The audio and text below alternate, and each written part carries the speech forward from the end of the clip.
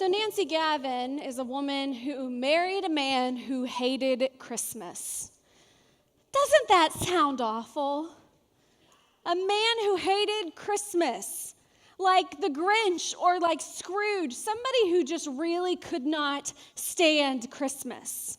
But not for the reasons that maybe the Grinch hated Christmas for, or even Scrooge. You know, he really just didn't like the commercialism of it all. He didn't like all of the presents and all of the lights and all of the loud noises and music, and he didn't like all of the chaos, and he got so frustrated with it every year that instead of being filled with joy, he found himself filled with frustration and anger.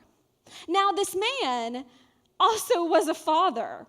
Could you imagine being the child of this man who, when you're opening gifts, he's just kind of sitting there like,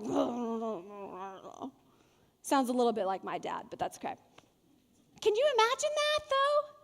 Somebody who just really didn't like Christmas, that didn't really love gifts. Now, on top of this, this will not be a surprise for some of you, he was really difficult to buy for. You know, somebody who doesn't like Christmas, what do you get them? Because they're going to complain about whatever you get them, sweaters and ties or new shoes or a gift card. I don't know about y'all, but I am now to the people, I have gotten almost all of my Christmas shopping done.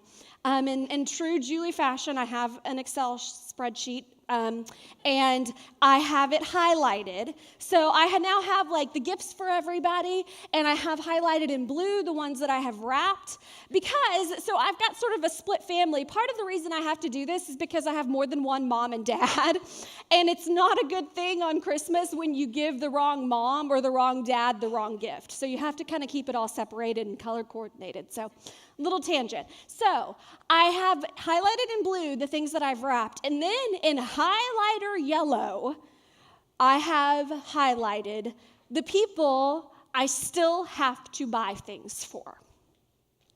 Because they are the ones in my family that are such a pain to buy for. So I was walking through Target the other day, and I was looking at all of the wonderful things that I could buy them. All of the things that if you don't give me any sort of suggestions, if you don't start talking to me about your interests or your hobbies, or if you keep being cranky with me about Christmas, I might just get you a unicorn decorating kit. And you can just decide whether or not that's the way you want to go next year. Because I can get really creative with gifts. It just may not be what you want. Well, Nancy, this wife and mother, decided one year with her husband who hated Christmas to get really creative with his gift. And she decided to buy him wrestling gear. Isn't that weird? Wrestling gear. We're in this third Sunday of Advent, and we're talking today about gifts. And I wonder today if, as we talk about gifts, if we maybe overlook the real meaning of giving or the real meaning of the gifts that we're giving. And I don't know about y'all, but I'm in that frustrating place in the season where I'm ready to be done wrapping. I'm ready to be done buying all the things. I'm sick of trying to think of something for the one person who I can't seem to buy anything for. And it's just become too much. And we hear in the song today, in the carol that we've been following, this beautiful carol called Do You Hear What I Hear? The story of a group of men who go and give gifts. You know, oftentimes when we talk about the wise men at Christmas, we talk about these goofy gifts that they give to this child. Because honestly, what is a child supposed to do with gold and frankincense and myrrh? I mean, at the very minimum, kind of look at it or kind of smell it, but what is a baby really supposed to do with that? Oftentimes when we talk about the wise men, we talk about the gifts that they give. But I want us to back up a little bit today and answer maybe a more simple question. What makes the wise men wise? What makes them these great men of wisdom? Today in our sermon series, we've talked about, do you see what I see in the carol? We've talked about, do you hear what I hear? We've talked about the shepherds responding to a call from the angels and Mary responding to the angels. And today we are going to talk about the knowledge and the wisdom of these men called the wise men. This story picks up the one that we're going to read today in Matthew chapter 2, verses 1 through 12. And I want you to hear what you think maybe makes these wise men so wise. It says, in the time of King Herod, after Jesus was born in Bethlehem of Judea, wise men from the east came to Jerusalem, asking, "Where is the child who has been born King of the Jews? For we observed his star at its rising and have come to pay him homage." When King Herod heard this, he was frightened, and all of Jerusalem with him. And calling together all the chief priests and scribes of the people, he inquired of them where the Messiah was to be born. They told him, "In Bethlehem of Judea, for it has been written by the prophet, 'And you, Bethlehem, in the land of Judah, are by no means least among the rulers of Judah. For from you shall come a ruler who is to shepherd my people Israel.'" Then Herod secretly called for the wise men and learned from them the exact time when the star had appeared. Then he sent them to Bethlehem, saying, "Go and search diligently for the child, and when you have found him, bring me word so that I may go also and pay him homage." When they had heard the king, they set out. And there, ahead of them, went the star that they had seen at its rising, until it stopped over the place where the child was. When they saw that the star had stopped, they were overwhelmed with joy. On entering the house, they saw the child with Mary, his mother, and they knelt down and paid him homage. And then opening their treasure chest, they offered him gifts of gold, frankincense, and myrrh. And having been warned in a dream not to return to Herod, they left for their own country by another road. So this is a pretty familiar story. It's sometimes one that we read after Christmas because it is telling about what happens after the birth of Jesus rather than what's going on before. But I wanted us to focus on this today because of the wisdom that we find in the wise men and these gifts that they give to Jesus. Have you ever heard the phrase that knowledge is power? It's a pretty common phrase. I found out this week that it actually originated from Francis Bacon. And I'm going to have a quote from him that I want to show you here in just a second. But Francis talked about how knowledge is power and not the other way around. I think oftentimes we're not like the wise men. We end up being a little bit more like King Herod. And we think that power is knowledge.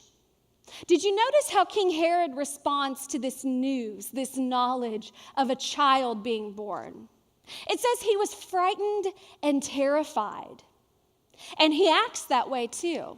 He sets out this whole plan to find out where the child is being born and tells the wise men to go and find him and then come back and tell him where this child is so he can go pay homage. He was threatened by a baby. And instead of responding to this knowledge with inquiry, instead of responding to this knowledge maybe with some humility, maybe with wonder and following a star, instead the king is threatened. And what we read later is he goes on this path of destruction. Sometimes the knowledge, the news that we find, terrifies us. It scares us. It threatens us. It frustrates us. It causes us anger. Have you found yourself watching the news recently or in this place in our political climate where you just don't feel like there's anything else to say? Or there's just not much more you even want to hear about it? That even the knowledge is too much? Because it's become so much about destruction and threatening one another rather than about inquiry and about wonder.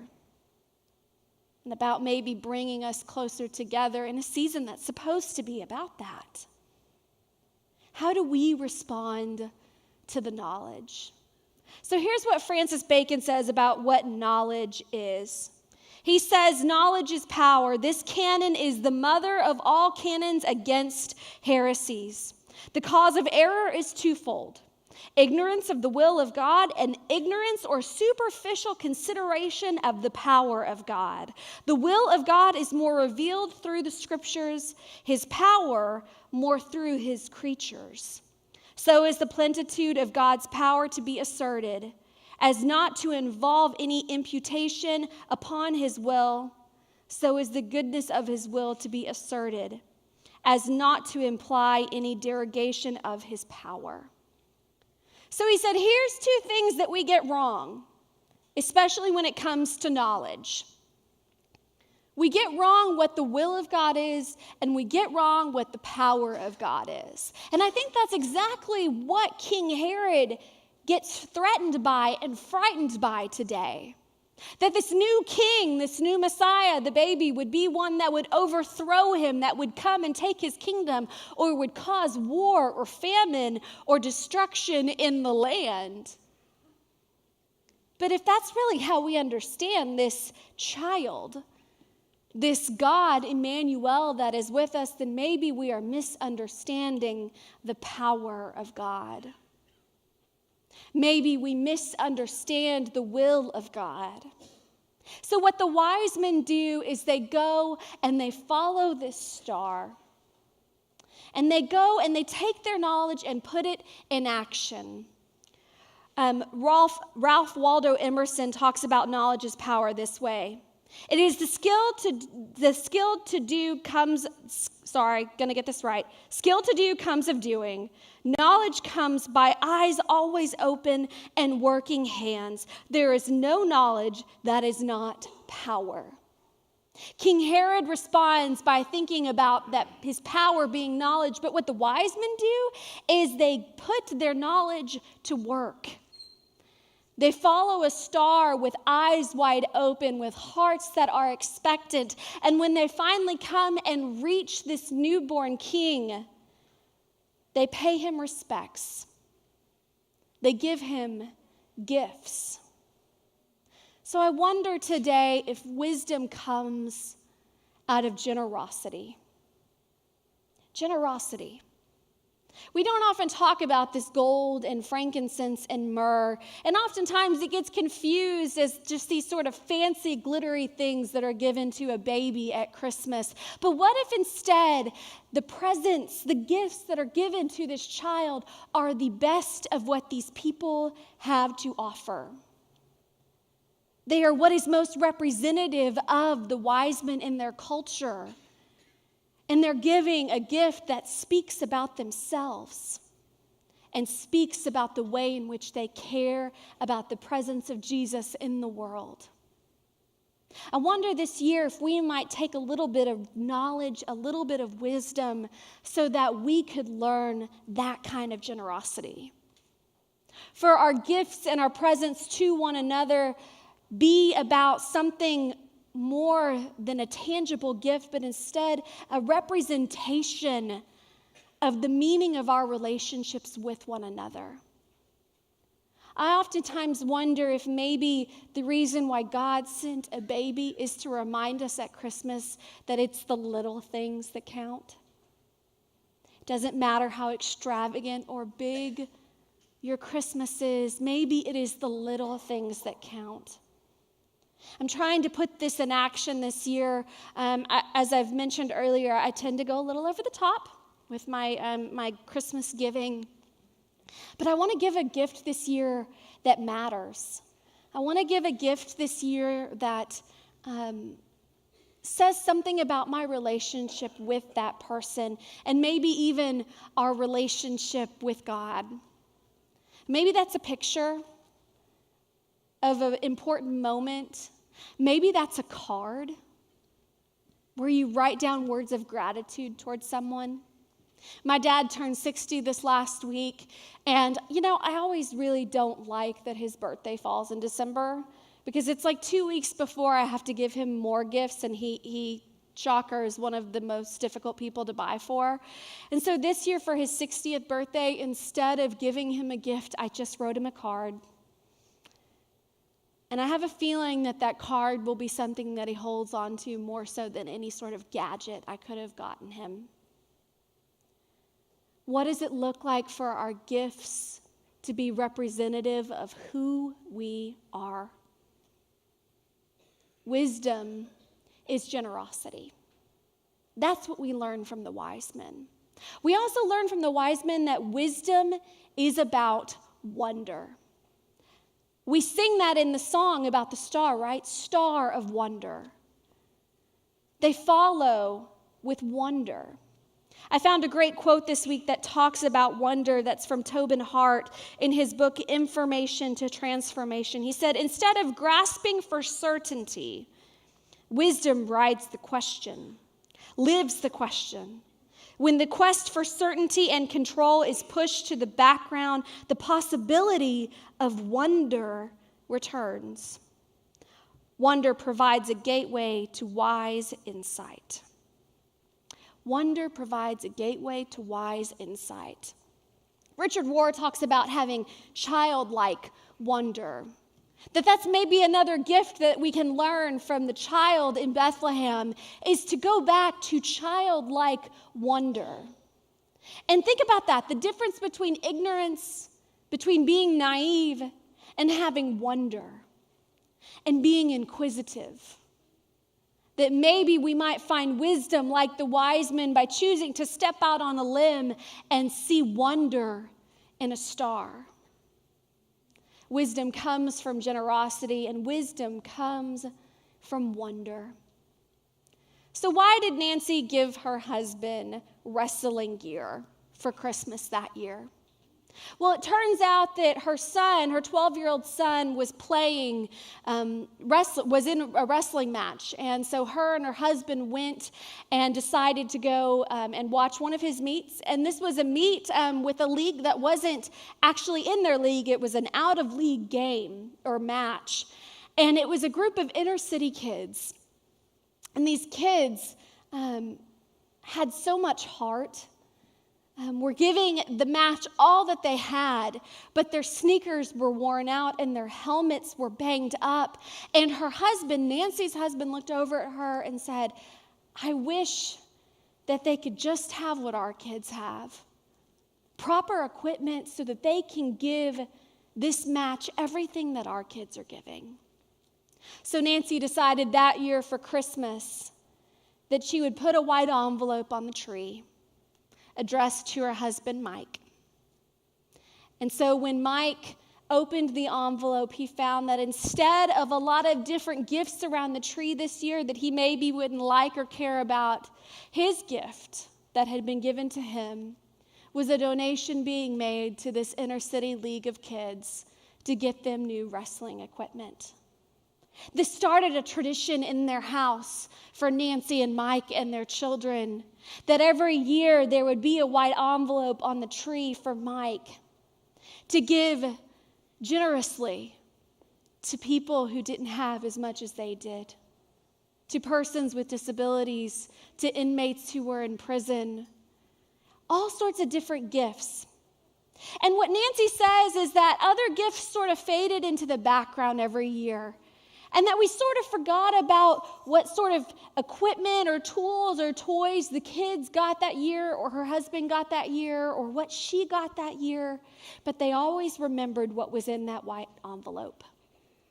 I want to read to you what Nancy says about this envelope. She said, the envelope became the highlight of our Christmas. It was always the last thing opened on Christmas morning, and our children, ignoring their toys, would stand with wide-eyed anticipation as their dad lifted the envelope from the tree to reveal its contents. A few years later, Mike passed away very tragically from cancer. And Nancy talks about how that particular Christmas she was just filled with grief. She didn't really care about wrapping presents. She didn't really know what to do with herself at Christmas. And on Christmas morning, she woke up and she found on the tree 3 different cards, 3 white envelopes that her children had carried on a tradition for. That tradition is now a national tradition. It's called the White Envelope Program, a gift that you can give that gives to others generously in the season. But do you hear how in this story, this beautiful connection of a family, there is both generosity and wonder? Oftentimes we think about wonder as being a spectacle, and yet what we find in the birth of Jesus is that Jesus was born, and the wise men, these probably very rich, high-to-do men, don't go to a hotel and don't go to a palace. They go to a barn. They follow a star to a manger that was messy and gross and filled with animals. And there, in the midst of all of that hay and dirt, they lay down gold and frankincense and myrrh, the very best of themselves, and find this beautiful gift and connection of wisdom being about generosity and wonder. What does it look like for you this season, in the midst of the chaos and all the things that we have to do before next week, to instead turn to generosity? We see signs of that in our own church this next week. Many of you have brought in tote bags. Instead of things being filled with things that we don't need or things that we take for granted, many of you have filled a tote bag for a person who does not have as much as we do. Tangible things, basic needs, things that are not wrapped beautifully in wrapping paper, but are instead put in a practical tote bag and given to someone so that they might brush their teeth and wash their face, and may have socks on their feet. May we gain wisdom this season through our generosity and through following a star of wonder and seeing the great gift of a God that is with us. A gift that requires all of ourselves to be given not only to each other, but given back to God.